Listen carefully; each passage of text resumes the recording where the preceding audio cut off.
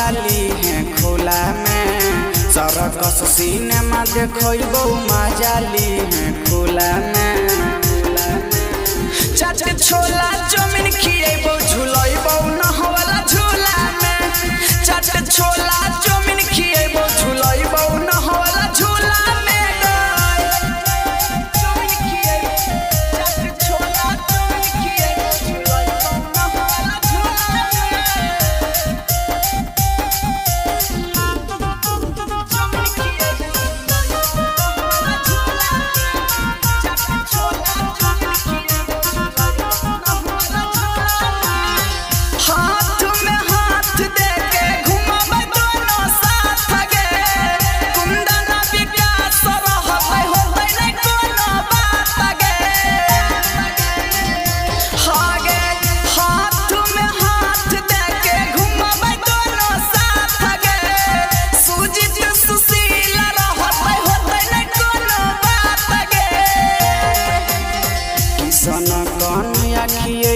रसगारी रसगुल्ला गे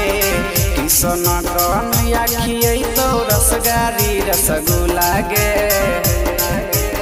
चौमिन चाट छोला खिएबो